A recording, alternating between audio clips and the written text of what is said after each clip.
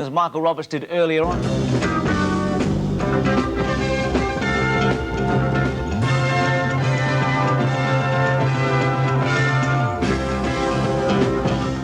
Welcome back to SportsWorld and AFL today, I should say.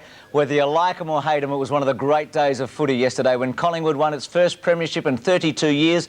And you can celebrate by spending just $1 on this WEG Premier poster, the first ever of the AFL Premiership team. So all proceeds from the WEG poster go to the Royal Children's Hospital from the Herald Sun tomorrow. So it's a very, very worthy cause there. Now, the grand final yesterday, it was Collingwood against Essendon. They outscored them in every quarter and won 13-11-89 to 5-11-41, the lowest score by Essendon since 1960. When the Maggies kicked 2 goals, 2 against Melbourne, but we shouldn't mention that because it's been such a day for Collingwood. Carlton won the reserves. Pretty tough game, that one. 7 reports, 14-15 to 11-15. And in the under-19s, North Melbourne, a big win over Melbourne, 16 goals, 12 to 5 goals, 14. But let's now go to the highlights of the 1990 AFL Grand Final, and we start at the very beginning with the opening bounce. The game's greatest prize is up for grabs. And the key early was Paul Salmon. He started tremendously well with 4 marks in the first quarter, kicking the 2 goals, 2 for Essendon, and he really looked as if he had set it up for them. Dacos, this was absolute magic. That's as good a goal as you'll ever see. Didn't get a lot of kicks yesterday, but he kicked 2 memorable goals. The tide had begun to turn here with Brown kicking a goal for Collingwood. Right near the siren in the first quarter, Collingwood had taken the lead, but right on the siren, moments later, Gavin Brown's grand final turned around for him. It was like a street brawl there for a couple of minutes. Left, right and centre, a number of players have been reported, and a couple of officials also got into the action. But the reality is, after the brawl, Collingwood kicked 5 goals in the first 10 minutes of the second quarter, and Essendon gave away 3 50-metre penalties as Collingwood charged away. Derek Kickett scored a brilliant goal, almost one to match Dacos' 2 efforts. It was Essendon's only goal of the second quarter. But here's just one of the 50-metre penalties. Buick very, very late on Barwick, undisciplined. Barwick kicking the goal. Krasiska and Russell kicked a couple. Here's the Craig Starcevich, Terry Danaher incident with Starcevich being flattened and being concussed. Russell picks it up, heads in towards Dacos again. Well, the first one was magic. This was just as good. What about the balance and then the thought about it all? Check side and to put it through. And kicks it to the front of the square. Thompson played very well early, but gee, just panicked there, Bomber, like we haven't seen him before in a long time, giving away a goal. Brown kicking his second. And I think, as Ian Robertson said, that was going to bring down the roof. Terrific mark by Derek Kickett, who didn't stop trying all day. This is one of the few highlights for Essendon in the second half. They made a little run. This was a moment that I think a lot of Collingwood fans will remember. Banks giving it back to Barwick, who kicked an exceptional goal, and it was relief. They knew they were home and hosed then. It was all over. And I think this is one of the greatest things I've ever seen. Lee Matthews charging down, and if that doesn't bring a tear to your eye and make you feel emotional, then I don't know. Well, Tony Shaw, what a hero he was yesterday. First captain to win the Norm Smith medal. Certainly the greatest day of his football life, and we'll be talking to Tony a little later. Well, a couple of players were reported from Collingwood, Gavin Brown and Craig Kelly. 4 players from Essendon, Darren Buick, Derek Kickett, Terry Danaher, Paul van der Haar. So 6 players all up on 13 different charges. The tribunal was going to be very, very busy. And speaking of busy, Scotty Palmer's joined us. Scotty, how are you? Oh, great. It was a wonderful night, and I think everyone's still celebrating. Victoria Park looks like the Battle of the Somme out there this morning. I bet you. It was a night like we've never had in Melbourne before. No, it's never been sort of anything like it in football, I don't think. And I just give my congratulations to all the Collingwood boys. Apparently the place is awash out there with beer cans. There's been windows broken, but no one's minding because it's celebration time out there at Vic Park. What's the latest news, Scotty? What's happened after this grand final? Well, I suppose the retirements are on everyone's mind, and the only 2 that we can pin down there are Duckworth, and he said he's going back to Perth, and van der Haar, of course, he's getting on a plane and getting out of the country pretty soon. Terry Danaher said no, he's going to play on. He felt that he couldn't leave it the way it is, saying that we were the most famous runners-up of all time. He said, I just couldn't sort of go back to the farm and leave that hanging there, so he's going to play on, of course. Simon Madden, some people are talking about him, but I think he'll be playing on too, so it's going to be a sort of a wait-and-see period. But there's a few other stories pending, of course, Bruce. Curly Austin, the coach of Fitzroy, looks like getting a big job at the league as the coach of coaches, replacing David Parker, and that looks to be set to be announced on Tuesday. Wayne Johnson, who was told his services weren't required at Carlton through the week. I know that Williamstown are right in there trying to get him to work with Barry Brown in a sort of a dual role and take some of the pressure off Barry. That could be a good job for Wayne too, but just wonderful. Everyone's Collingwood today, and God bless them. Scotty, you're showing your colours now. No, not really, not really. You think it might be the start of an era? When you look at the team, they've got a lot of young players around, haven't they? We're only saying just out there, Don Scott was just saying that maybe from now on you won't see a team that dominates the competition winning the final. Anyone, perhaps each year, if they really want to do it badly enough, and Collingwood wanted it badly enough this year, can get up there and win the final. Wouldn't it be great to see clubs that really put the effort in and make the aim, the grand final, do it each year? It's interesting, when you look around the world at sport, the bigger the competition, the harder it is to win back-to-back premierships. This AFL competition's getting larger, it's expanding, it's going to be darn tough. And terrific. And of course, the big match in South Australia today has got some big ramifications on VFL football, or AFL football. Will Graham Corns announced after the match that he's going to coach the South Australian, quote, Sharks, unquote, because that's the name they've got sort of closeted away over there. Will Neil Curley take up the football manager's job? And will Murray Tippett, a bloke that apparently a very conservative type in Adelaide football, take over the role as general manager? And they're the things they got planned, and it's going to be a big week in football, just waiting to see what South Australia do, because they're going to be a very powerful side, because they're doing a lot of snooping over here at the moment. Gee, they can do better than the Sharks. I hope they don't call themselves the South Australian Sharks. Well, they say the big white pointer comes out of the Great Australian Bite, and let's sort of scare the opposition in the east with a big name like that. And they're looking at redesigning the State Guernsey so as they won't clash with Fitzroy as well. But it's going to be an exciting year in 1991. Scotty, thanks for all your help during the year. It's been tremendous. One little point, Essendon and Collingwood have to get on a plane together later in the week, so I'm just hoping all those little incidents that occurred on the field yesterday are well and truly forgotten about. Well, I've been told that Gavin Brown's going to sit next to Terry Danaher all the way over. Scotty, thanks very much. We'll take a break, and coming up after the break, we'll be talking to the panel.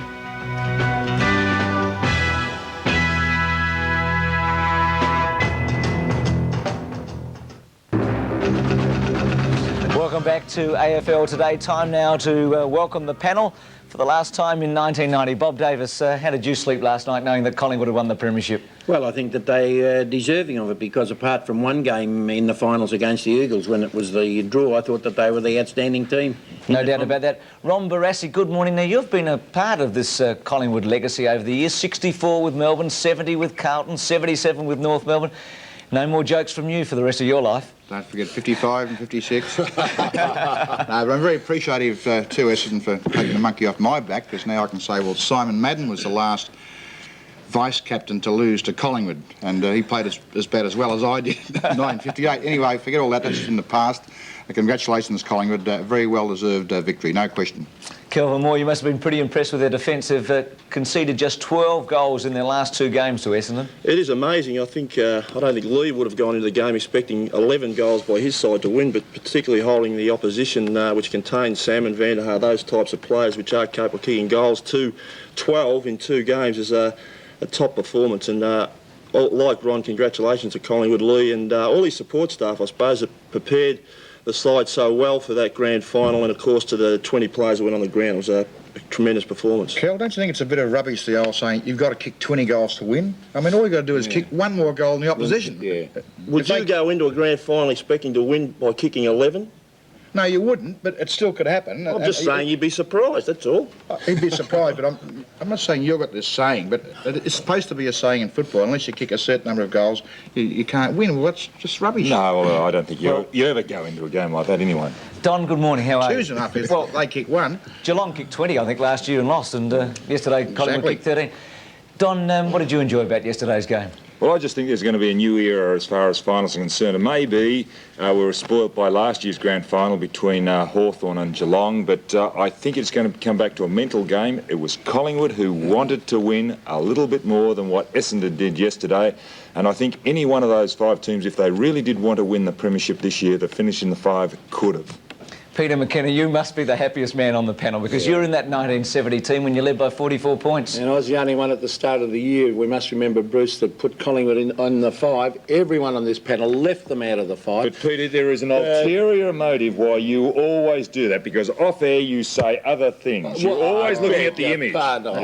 He's on drugs again. I am not. I just speak the truth. But I want to say one thing, Don. If you don't take drugs off air. Can I say something? I think it was just magnificent. The highlight of yesterday, I thought, was that last quarter when the Collingwood crowd started to roar with about 5 minutes to go, and the just exhilaration of those supporters. They've waited 32 years, they've put up with rubbishing, they've put up with the collywobble jokes, and it was just fantastic for those loyal band of supporters all over Australia, in fact, all over the world. Go anywhere and you'll find a Collingwood supporter. It's just magnificent. But they love that, the Collingwood people. I mean, that's their heritage now. yes, It really is. What, the jokes? Yeah, well, it is. I tell you what I think they love too. They love winning premierships, and they did that yesterday, and they did it in style. As we take a look, it was a tremendous performance. Just relentless, weren't they? I think probably the key was the tackling. They just never gave Essendon an inch. Well, it's quite interesting too, and a lot of those Essendon players really didn't want the ball at critical times, and they really couldn't handle the ball. It was pretty hot, and fellows that are usually very sure ball handlers were fumbling yesterday. An interesting point made on that tackling. I think the Collingwood, and I'd like to know from Lee whether they paid any attention to their ability when they were tackled. The Collingwood players kept their arms free so as they could dispose the ball with a handball. If you watch carefully, it happens on numerous occasions, particularly Big Monkhurst. Well, luckily we've got the participants on. We can ask them ourselves, but I know as Timmy Watson said, they lacked spark. Now, why would you lack spark? In a grand final, that's why I say it's a mind thing, Ron. Sure. And you know, it's just like Kerrison got the first kick. He started on Ezard and he came straight through the centre. And I think it's always an indication in the first couple of minutes of a grand final as to the team's attitude. And Collingwood really did want to win. There's no doubt that Collingwood was a far more hungry side, and so they should be. They've been down for so many years and no premiership. They had so much to gain. They put themselves down in history, don't they? Can you say that? What turns their mind off, Scotty? What turns their mind off? Well, I don't know. It's a small thing, Ron, Bob. I mean, I was a little bit sceptical of Essendon's build-up to the grand final, whether it was just highlighted, but in the press on Friday at the press conference, away they were, you know, Kevin Sheedy and Tim Watson were maybe a little light-hearted, yes, whereas you had the contrast of Lee Matthews, who was very serious. Maybe, you know, that might have had a bit of... They got away to a fair start, Essendon. You're saying that Collingwood went out there and from a word go, they looked like winners. I mean, Salmon looked like taking over the game in the first 5 or 10 Kel, minutes. they only went into the forward line on, what, 2 occasions, 3 occasions, and Salmon capitalised. But that's in hindsight. I mean, at the time you would say, oh, he's going to take over. No, you know, for the amount of time that Collingwood had the ball early, they just did not capitalise up forward. They had plenty of shots, didn't they? Oh, my word, and they had plenty of use of the ball. wasn't it? My word, it was. What about the fight at quarter time? I mean, what happened afterwards is Collingwood kicked 5 goals in 10 minutes. Well, I think it's got to be said. I'm glad that not much has been said about it in the print media. Maybe we're going to talk about it now, but it's not a good advertisement for 8 million Australians, some of whom are unconvinced that this is the great game in the world and that their kids should play it. To see that, let alone the 80 million overseas, I must think we're just a bunch of whackers when officials get involved. So I'm sure there'll be repercussions on this. And not only that, Ron, every grand final has been played around Victoria has had a record number of offences on the players. There are fines, the Ovens and Murray, yes, Geelong and District Warrnambool, all those have all copied it. Is it anything new? Well, it is. It's not new. It has gone on since the mid-70s. Is it right? Ron, Well, Is it right? it is not right, Ron, Right. and you're involved too. And what's going to happen? You're an instigator. What's going to happen is that questions will be asked. How do you penalise the player and That's the right. team Yes. on the spot? Because Especially in the grand final. At the moment, in the grand final, a guy who's going to retire, he could just do mayhem, and someone says, "Shut up." 2 pints And that of sauce. might be the answer. Okay, it's a very interesting topic. We've got lots of special guests to talk to, and we'll be starting with those after this break. Tony Shaw.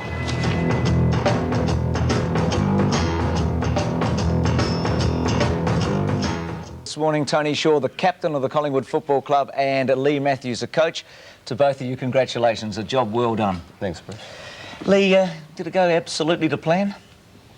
Well, when you think of it in retrospect, probably the year did. When you think of it, we got onto yesterday's game with our best side on the field, all match hardened and match fit, and really you can't expect much more than that to produce your best. So we feel very fortunate for that. Tony, it really has been a dream year because I think a number of players, including yourself and Peter Dacos, have probably played their best footy this year, plus Mullane and Brown and Chris Siska and Maguire. You can go on and on and on. It's really been a stellar year for Collingwood, hasn't it? Yeah, I think we've been fairly consistent. I think that's the main thing. We haven't lost many games, and when we have lost, they haven't been by big margins. So, yeah, the boys have put in a lot of work over 8 months, and you know, it came good yesterday. It was fantastic. One game you did lose by a big margin was Hawthorn, about 3 weeks before the end of the season. Lee, did you have any second thoughts that day? Because you'd lost to Essendon the week before, and Hawthorn really slaughtered you, didn't they? Well, that was the one game we were slaughtered, and I was pretty happy when they went out of the fight because every time we play Hawthorn, Jason Dunstall kicks 8 or 10 goals on us. But, you know, he... anyway, they can only go against the opposition, but they sort of that one team. Lee, Damien Monkhorst has had a terrific year, but the previous 2 weeks to yesterday was down a bit. What did you do anything special this week to help him get back to some good form? Well, we did one little thing, and, you know, I don't mind. Robert Walls said to me at the Brownlow the other night, he said, I think it was one of his players was a bit down on form pre-87 finals, and he said, we got a tape together of his highlights just to try and get his confidence up again. I thought, well, that's a good thought. And we did that. Nothing apart from that, really. Lee, you possibly haven't had time to reflect with that missed kick of Peter Sumridge. How much did that mean to Collingwood? Well, it doesn't really matter. I mean, so many things happen over the year that... you don't know what would have happened if he'd kicked the goal. We would have obviously had to go back to the first semi. You don't know what might have happened. But, you know, I mean, when you go through a finals campaign, the little bit of sort of luck, or not luck, but the close margins. I remember in '83 when Hawthorn won the grand final really easily. I think the qualifying final against Fitzroy, they were 3 points behind with a couple of minutes to go and got the last kick. So, you know, you can't, these things come and go.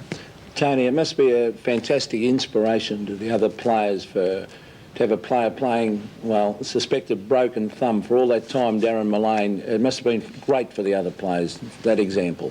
Oh, Pants has been fantastic over the final series and over the year, matter of fact. And, you know, he's been in a lot of pain for the last 6 weeks nearly. And, you know, I think all the players looked up to him and they knew what he was going through because he had to have injections before every game and bandage and then put in plaster. So, you know, he has been an inspiration to him, but there's been a lot of other blokes too around the club who have, you know, a lot of blokes play with a few injuries and that, but he was under a lot of duress, yeah. Tony, what about, we just talked about this little bit of a melee that seems to happen in all of these final games. Now, it happened against the West Coast on your replay. Do you believe in that psychological advantage at a bit of an altercation or a dust-up? Well, maybe against the West Coast, they were, you know, inexperienced in finals. It might have unsettled them, but against Essendon, I don't think that really comes into it because they've had finals experience. And yesterday, it was, you know, grand finals are things where it's the last game of the year and everything, the result, you know, everything depends on that. So, you know, it just started off and really it did a lot of pushing and shoving, but other than that, it wasn't too bad. Well, Tony, you're the first captain to win the Norm Smith medal. You had a wonderful game yesterday. We're about to have a look at some of your highlights. It must be terrific not only to win, but to play very well at the same time. Yeah, I was happy first half, but I thought I died out in the second half.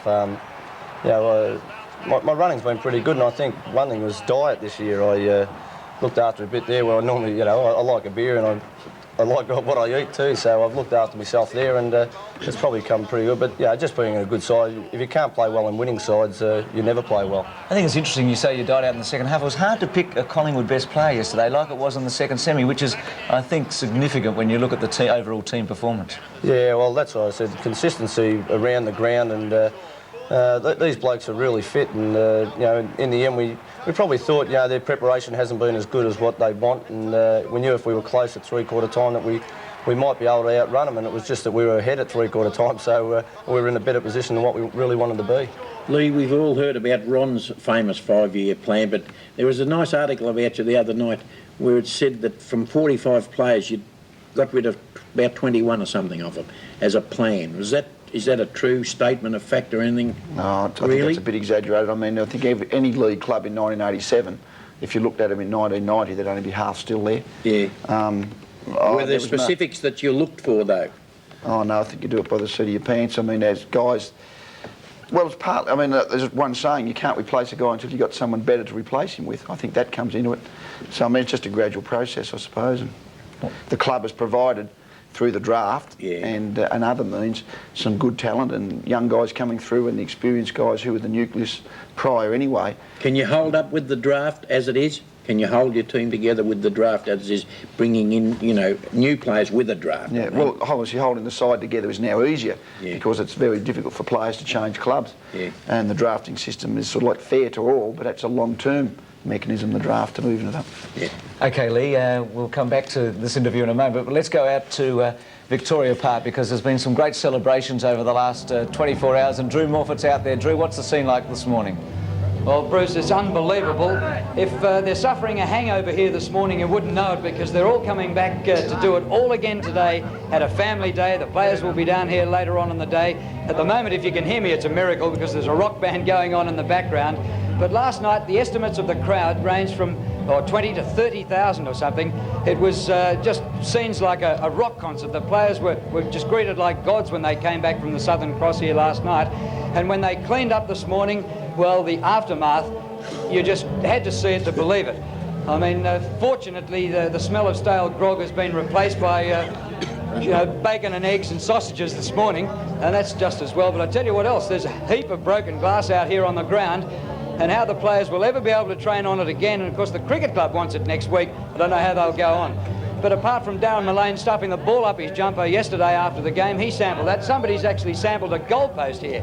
So the celebrations have gone on and on and on. And I'm pleased to say that a few of the players have turned up already, and I'm going to have to drown this singing out. I mean, it's sacrilege if you don't wear black and white here this morning. I've got Mick McGuan over here. Mick, come in. What was your night like last night? Yeah, not too bad, mate. Just probably haven't had much sleep, but getting over it.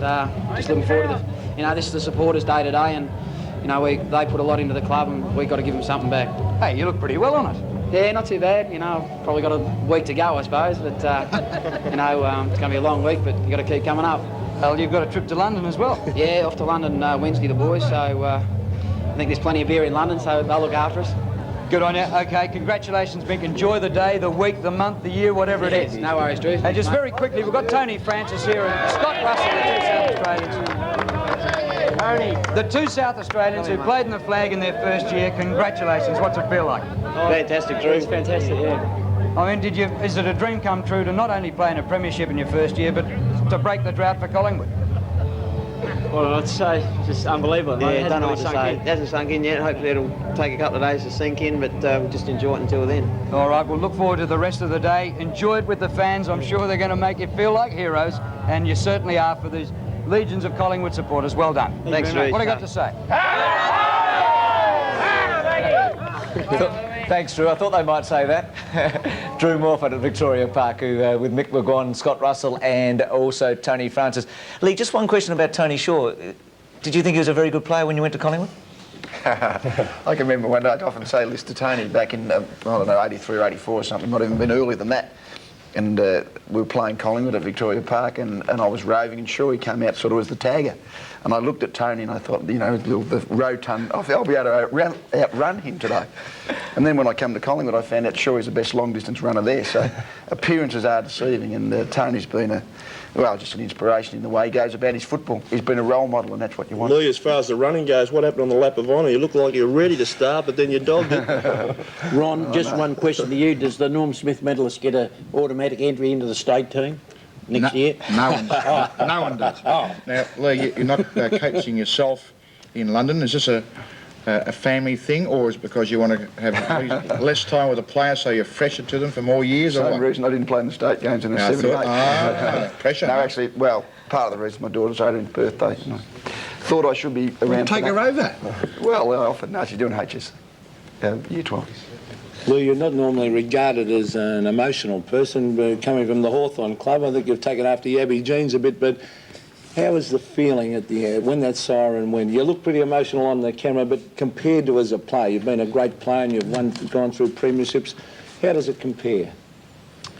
Well, it's all a different experience, I suppose. I mean, you play the game over in your mind and think of all the scenarios, like a close finish, you're well in front, you're well behind, and sort of that, to be able to sort of, at the 25-minute mark, sort of walk down and know that you're going to win it, and then it's just that tension. It's funny, I mean, your 20-minute mark, you're 7 or 8 in front, you still think you might get beaten. I mean, I think that's the way you go into the games, and when you knew there was 30 seconds to go, it seemed like the longest 30 seconds, and it was just such a relief really, I think that's the main emotion you feel, relief.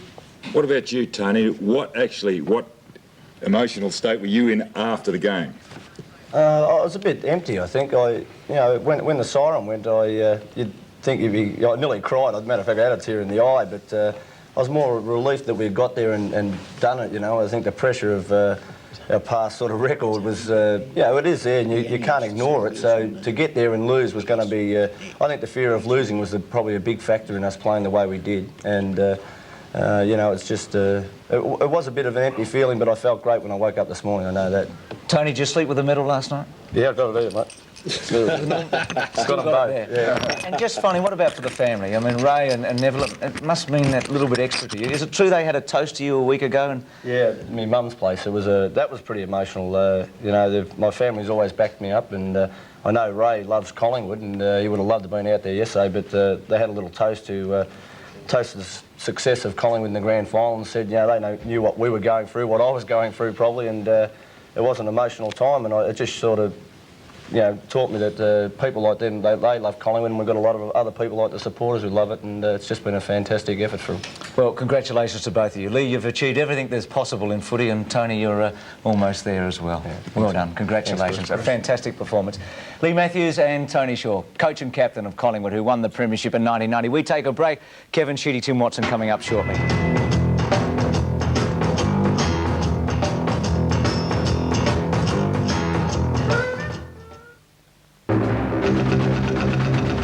That surprise that every captain that plays league football loves to hold above his head at the end of a season. The AFL Premiership Cup, Tony Shaw had that honour yesterday. Tim Watson missed out, and so did Kevin Sheedy. They've joined us this morning. Thanks very much for coming in. Morning, Bruce. Kevin, did you feel as if that you're always slightly behind the 8 ball after the extra week's break and the disappointing performance in the second semi? Was it just tough to get the balance just right for Essendon?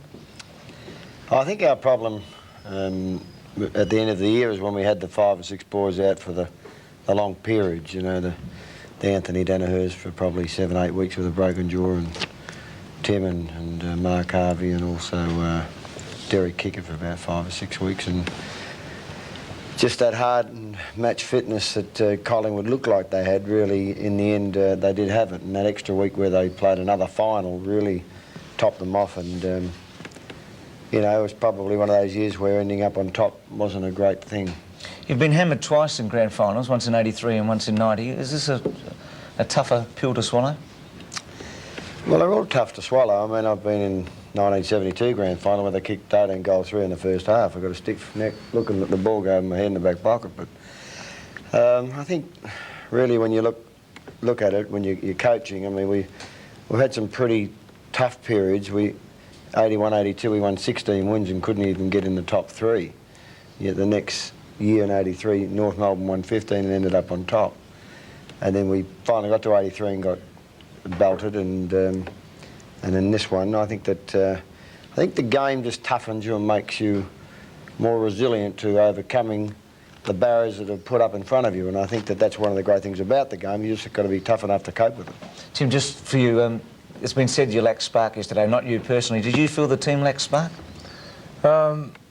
I did. I'd felt all through the finals that there just seemed to be something probably missing a little bit within the side, and I mean, it's very hard to put your finger on it, but we certainly didn't have much sparkle yesterday either. Kevin, you're a very innovative fella. You want to put a couple more interchange in it on.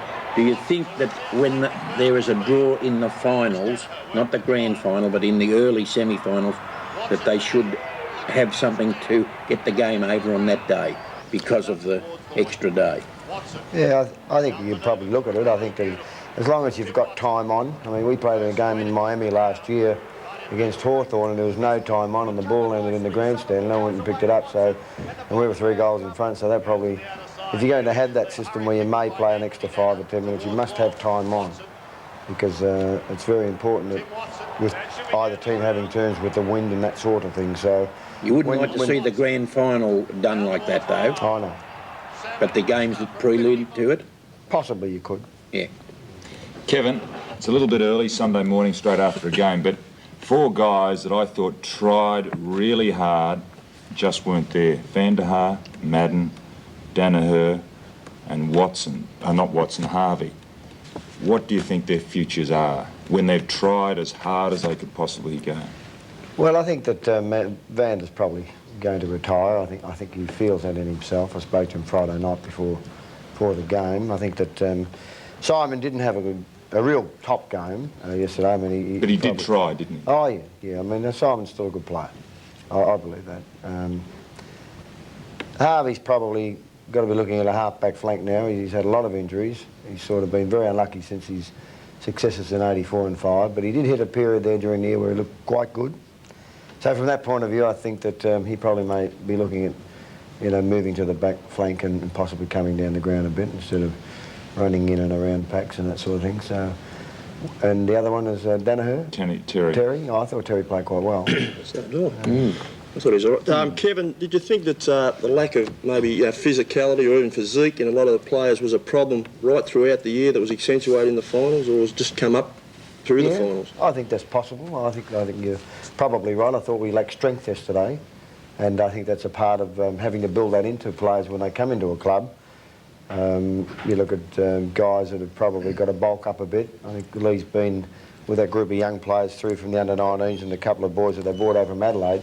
They've actually, like Francis and Russell, have got good physiques as well, you know, already. Kevin, what was your honest appraisal of your 10-goal victory over the Eagles? Well, it was very awkward to work out. I mean, we probably have needed real hard match fitness for a long time in getting the players to last that real tough finals. We did play the Eagles, unfortunately, with only 6 days rest, Ron, and nobody really had mentioned that we played on the Sunday and had to go and play at Waverley against the Eagles. So I felt that the win was sort of just a good win, but, you know, like really the last quarter was a pretty ordinary affair. And I wasn't sure whether it was because we lacked that hard match fitness or because we only had the 6 days rest. A lot of unforced errors.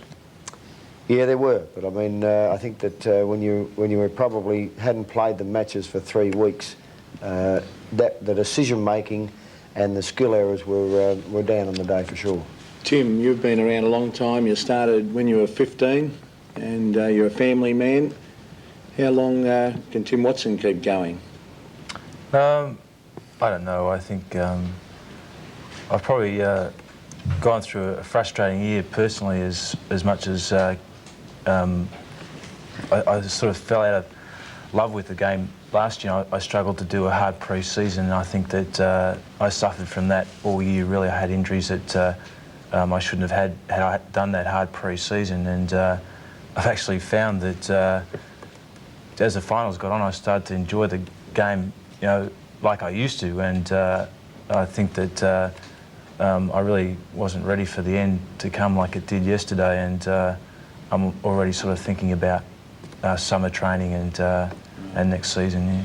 Well, thanks very much for coming in today, Tim, and also Kevin.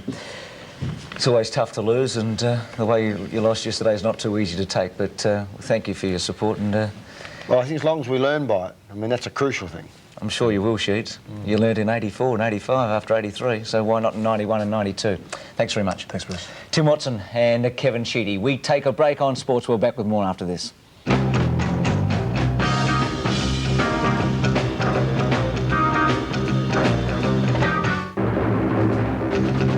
Welcome back to AFL Today and SportsWorld. We've been running a fabulous competition throughout the year for the Mark of the Year, the Ford 7 Sport. Yesterday, thousands and thousands of people around Australia put in their vote for the Mark of the Year. Let's take a look at the contestants. The first one, G. Ablett. Followed by Troy Ugle. Nicky Winmar. Oh, what a mark. Sensational. Yes, it wasn't bad, Bruce. Darren Mullane. His kick down. And Michael Mitchell. Oh, what a mark, Michael Mitchell. Yes, as Drew Morford said, what a mark, Michael Mitchell. And as everybody who was watching yesterday's telecast knows right now, that Michael Mitchell has won the Ford 7 Sport Mark of the Year. Michael's in with us today, and also Annette Opre, who's the advertising manager of the Ford Motor Company. Welcome, Michael. Congratulations. And also Annette. Thanks, mate. Gee, it's not a bad prize, is it? A Ford Laser GL hatch. Yeah, it's a very good prize. A couple of seconds. Just a couple of seconds, but a fair bit of skill too, Michael. Oh, yeah. Have you got a licence, Michael? Yeah, I've got Oh, you're right. That's the main thing, yeah. Now, Michael, when you started that leap, did you really think you got a good chance of marking this, or I thought I was out of it a fluke or what? Yeah, I was just going for the spoil, but then when I realised I got there, I had a go at it. Michael, what about that mark you took before you even came over here? You were twice as high as that. Yeah, that was a long time ago. I don't think I'll do that again. Have you always been blessed with that spring, Michael? Because you really are a spring-heeled jack. Were you an athlete at school? Yeah, I'm pretty light and got a bit of spring, so... I think you're a bit of a sprinter too, I think. Yeah. Michael, when you took, what, almost a year off, was it? Yeah, was it 16 very games. serious, you know? Yeah, the it was knocks? very serious, yeah. What made you come back to it? Just the love of the game? Oh, I guess I missed it, and Richard made it worthwhile to come back. So. Michael, we're talking about last year where you had a number of head injuries. Yeah. Just tell us the problem. It happened in the practice game against North Melbourne at Bayswater, and what happened was I shouldn't have played the first few games because I wasn't right, and because there's a lot of pressure on these days to play, and I said I was right, and just got worse, never got better. It was actually just a concussion, just kept accumulating, and had to have a rest. Well, we're pleased you came back, because Annette's about to present you with something that's going to make you very happy. Annette. Certainly. Thanks, Bruce. Well, I'd just like to congratulate you, Michael, on a terrific and spectacular mark, and hand you the keys of the Laser GL hatch, which I'm sure you'll enjoy. Thank you. Thanks very much, Annette. Pleasure. I'd like to thank Ford Australia for the car. It's a pretty good prize. I'm sure we need a new car.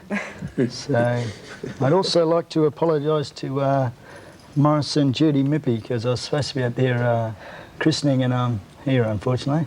I'm sure they'll understand. Yeah. Thank you. Give them a ride in the car. It's just amazing. It amazes me how you have so many head injuries, Michael, when you seem to be always 3 or 4 stories high. Is there any... You got to come down. And you're all 3 or 4 paces in front of everybody else. Well, Michael, what do you think of the new rule that where a player who has been concussed can't go back on the field? How did Gavin Brown get back on yesterday? That's what I was going to ask, Bob. Yeah. Oh. Thank you very I much. think it's very good, because it's very easy to lose sight of what you're doing. Michael, we're about to have a look at the prize that you've won, the Ford Laser GL hatch. So this is a car you'll be driving, a fantastic car. Gee, over the years, the style, they've just kept on improving and improving, and you're going to have a lot of fun in that car, and we thank Ford very much for their support during the year. And there was a lucky viewer yesterday who was also successful in winning a Ford Laser. This was part of our grand final day.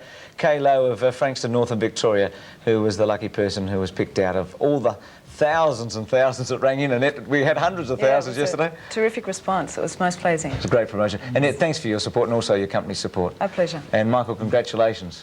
Job well done. Michael Mitchell, who took the Mark of the Year. More on SportsWorld in just a moment.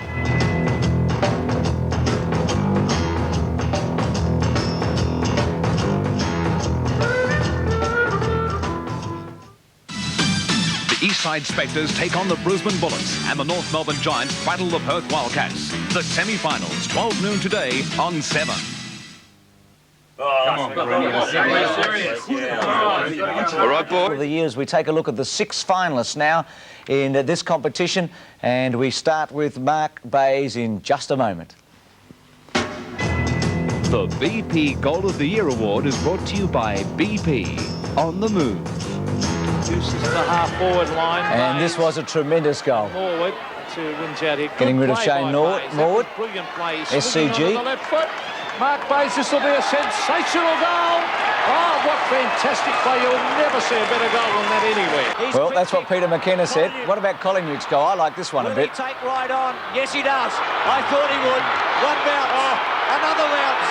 Left foot. Look at this. A marvellous kick. He's put them in front. That's as good as you'll ever see. Well, that's what I reckon. And what about P. Dacos? Can this boy play? Tom Elvin. Dacos onto the left foot. Is this a miraculous goal? A brilliant effort by Dacos. Well, that one was just miraculous. Michael Mitchell takes the ball at centre-half back. Don Scott proves that he can count because he went right up to 7 after this. A third bounce. He's running towards the 50. He wants to kick a goal. No question about that. Watch this. I want a goal, Michael Mitchell says to himself. Oh, great effort. And a brilliant call by Dennis Cometti setting that one up. Ross Lyon. This was pretty useful. Oh, smothered off the boot by Nixon was great play. It's been smothered, then Lyon smothers and finds a bit of space for himself, left foot. Give it a hand pass, but he elects to kick it goal. I think he's put it through. Can't get around Corker. Now, I remember this one. I like this one out at Windy Hill. Still Corker-Mielis. Left foot, good kick. Magnificent kick. What a goal. Yes, what a goal. There were 6 of the very, very best there, and as Peter McKenna said, you won't see anything better than Mark Bayes, and I said, Colin, you wouldn't see anything better than that. Well, we did. Michael Mitchell, he won it again. He's won the goal of the year and the mark of the year, and here he is taking the ball at centre-half back, and Dennis Cometti picked it. 1 bounce, 2 bounces, and another one. And Michael, you're still with us. Did you really feel like you're going to take a shot when you got the ball at centre-half back? I was a bit worried about missing, but I was riding it all the way through. I mean, did you really set yourself when you started on that run? I didn't think I'd get that far, but I got there, so I had the shot. Absolutely. Well, Gary Donaldson, the Victorian Retail Sales Manager of BP Australia, has joined us. Gary, welcome. Thank you very much for your support throughout the year, and you've got a special prize for Michael. Yeah, thanks, Bruce. Yes, Michael, indeed it was certainly a great effort, and on behalf of BP and its dealers, I'd like to present you with 1 year's worth of free fuel from BP. Thanks very much. Well done. Good time to get it. Yeah. Worth thousands. Absolutely, Gary. The timing couldn't have been better after Michael's just won a Ford Laser about a minute and a half ago. Indeed, it wasn't set up at all, but it's worked out well for Michael. Michael. Yeah, I'd like to thank BP Australia for the fuel. It'll come in very handy with the car. And the way the prices are going, it'll be very handy. Now, Michael, I've got to ask you, do you prefer to kick a goal like that or take a mark like the other one? Oh, I like to kick goals, but the marks are okay. Michael, after you'd had that big run, did you do anything for the rest of the day, or was that it? Did you knock yourself I was out for the feeling run? real good in the last quarter in that game. And I've always played pretty well up there, so I like the ground. You've got tremendous speed, explosive power. What's your endurance like? Oh, fairly good. Well, I used to be good a couple of years ago. Getting a bit old now. Now, Michael, when you start on a run like that, just how far downfield do you look? Is it 20 metres or 70? How far do you look down? Oh, you got to look everywhere, but know what's going on. But you see what's coming at you, I guess. If you see, KB's been on my back to run with the ball more, and I guess it's and not handball like that. Yeah. Michael, you're one of the quickest players I've ever seen. I can honestly say that. Now, that skill, that's not easy to run at full pace and bounce a ball like you do. Do you practice that, or do you really work, or has it been a natural thing?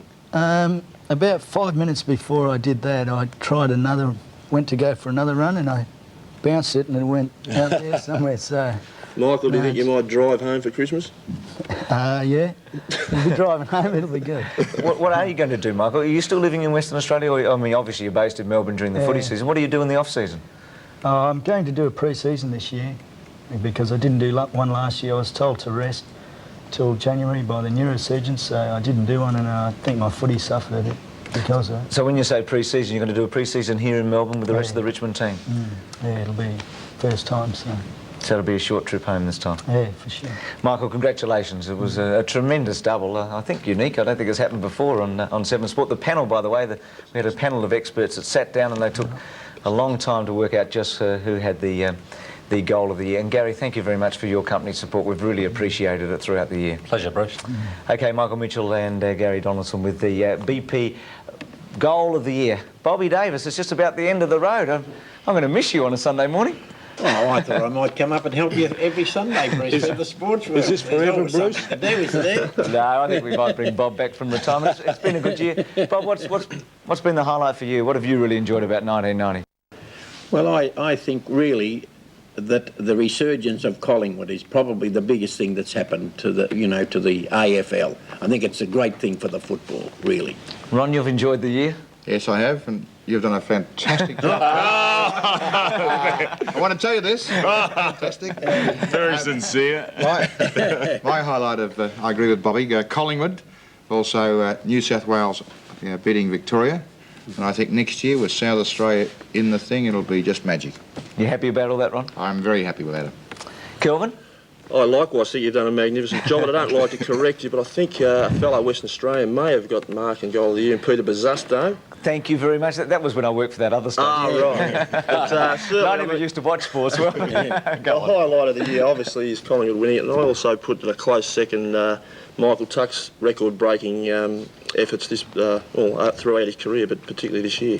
Yeah, Don, I guess you'd echo those sentiments, being an old teammate of Tucky's as well. Oh, he's just the epitome of what I think football's all about, and as far as an individual, he is just what you think an ideal sportsman would be. But the thing that I've liked about this season is the uncertainty of every game. It's very hard to pick winners, and I think this draft situation they've got now is only going to do better for the competition in years to come. What about Bruce?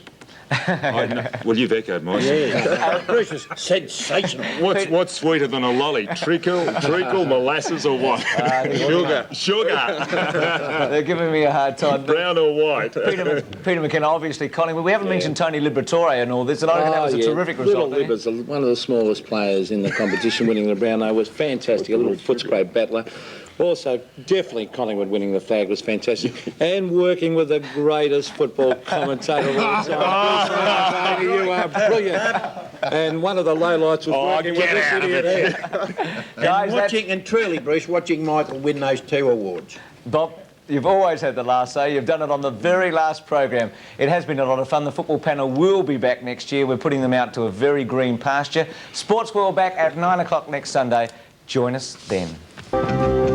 Collingwood's 48-point victory over Essendon has had its ugly side. Fights broke out across Melbourne in the wake of the win, with police receiving complaints of domestic violence at a rate of 300 an hour. One man had a heart attack at the Pies home ground of Victoria Park, where 20,000 showed up after the game to cheer the victims home. They weren't victims, of course, they were victors. Here then are the highlights of Collingwood's first premiership victory in 32 years.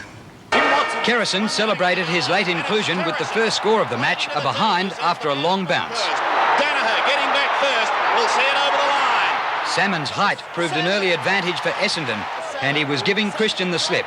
Kelly went back onto the Giant, but it made little difference, and his 4 marks produced the Bombers' entire score to quarter time, 2 goals 2. But late in the term, the Pies hit back. Starcevic off the bench set up Dacos, who kicked one of his miracle goals. Look at the gather. The right foot snap. And Brown put Collingwood in front at the first change. But after the siren, the game erupted into an ugly brawl, with players coming from everywhere. Even the trainers became involved in a spilling over of emotions. Out of it, Gavin Brown was left knocked cold, and even though he recovered, he was relegated to the bench. In the second quarter, the Pies went on to kick 7 goals without reply from the Bombers. 3 were from 50-metre penalties. Krasiska kicked a great goal on the run to give Collingwood a 14-point lead. Krasiska heads towards goal. They piled on the pressure, aided by the scragging of the Essendon players, and built the lead to 35 points. The only goal for Essendon in the second quarter was one of the goals of the season by Derek Kickett, who snapped blind but truly. And with Essendon still playing the man, Barwick goaled from the third 50-metre penalty for the quarter to lead by 34 points at the long break. At the start of the second half, Terry Danaher gave away another one. Starcevic was forced off the ground, and McGuan took the kick after the 50 metres. McGuan shoots the goal. Brown heroically came back after a quarter on the bench and immediately dished it up to Danaher. Dacos kicked another miracle goal on the run, this time with a banana kick for a 46-point lead. This is where he's at his best. The Bombers came back with 2 goals in a minute after marks by Somerville and Grenvold, but it was a short revival. Things weren't going well for the Bombers. Thompson's hand pass straight into the arms of Brown. The last quarter was goalless for the Bombers, but Kickett took one of the marks of the year to go with his earlier goal. Madden typified the Bombers' fate, kicking into the man on the mark, and Barwick sealed it for the Pies with a great snap which sent the Collingwood army into raptures. A rare show of emotion by history-making coach Lee Matthews as the game was well won. Sensational. Well, after months of fighting and bickering in boardrooms and courtrooms, South Australian football sides Glenelg and Port Adelaide will today settle their differences on the field in the SANFL Grand Final.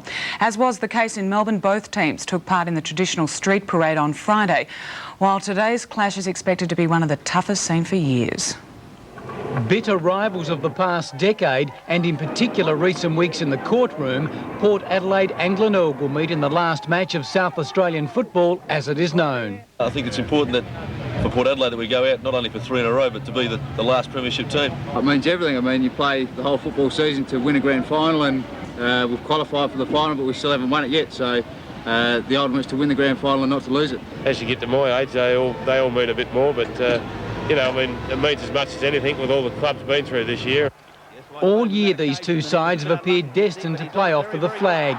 Glenelg coach Graham Corns says his team is fortunate with a week's break, and it may be the difference between winning and losing. We've been a bit more in control of our preparation, so training's been pretty much as it would normally be. All the emotion, and this possibly is the last grand final as we'll see them. I think all that carries a lot of emotion from a lot of supporters, so I think it will be fairly physical.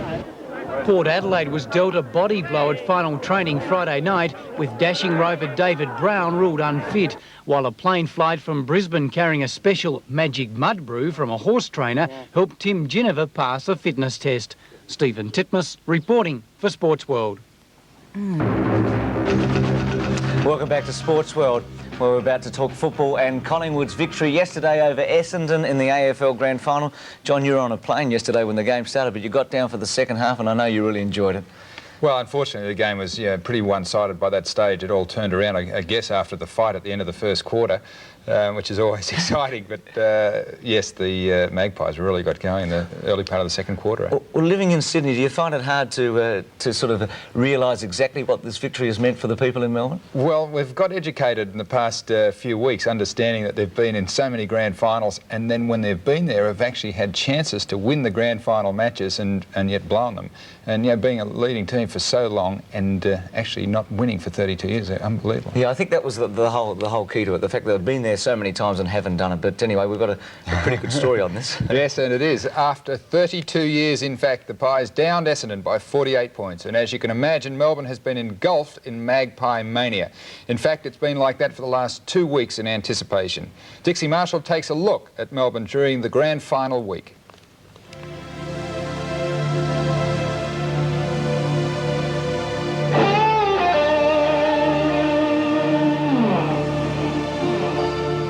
Grand final week in Melbourne. It's something special. For 1 week a year, the back page becomes the front page. Talk of recession and a crisis in the Middle East is deemed irrelevant. Normal, hard-working family people become rabid zealots. This year, though, it became even more extraordinary. Why? Well, put simply, Collingwood was a contender. The most famous football club in the country had a chance of ending the most celebrated drought in Australian sporting history. No so-called collywobbles in the lead-up this year. They'd made the big one for the first time since 1977, straight through to the grand final from the second semi-final. And that meant not just 1, but 2 weeks of Magpie mania. It's hard to describe a true Maggie supporter, sort of a fanatical follower who's prepared to ride an emotional roller coaster stretching 3 decades. The last time the Pies won the flag was 1958. In fact, 11 of their 13 premierships were won by 1936, long before many of today's fans were even born. Across town, and they're a little more accustomed to victory at Essendon, they went back-to-back, 84, 85, had been final stalwarts for most of the 80s. With or without success, though, the rituals of grand final week remain constant. Kill him, fellas! Kill him! There's the parade. Tens of thousands of gleeful faces line the streets, while some very nervous ones proceed down them. For supporters, this is their only up-close look at the men who entertained the nation yesterday. For many of the players, it merely added more butterflies to the already churning stomachs. The two coaches certainly coped differently with all the razzmatazz. Kevin Sheedy travelled with his family, Lee Matthews only with his thoughts. In the suburbs, fans wore their hearts on their sleeves, in their houses and their shops. Team shrines popped up everywhere. By the end of the week, the emotion was almost outrageous. 15,000 Magpie supporters turned out Thursday night to watch their heroes train. That's more than attended some full games this year. And amongst the frenzy, spare of thought for Kerry Walsh.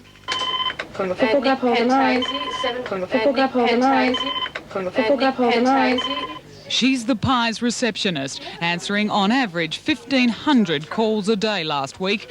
She'll surely be given Monday off, now that Collingwood are premiers. I think to myself, what a wonderful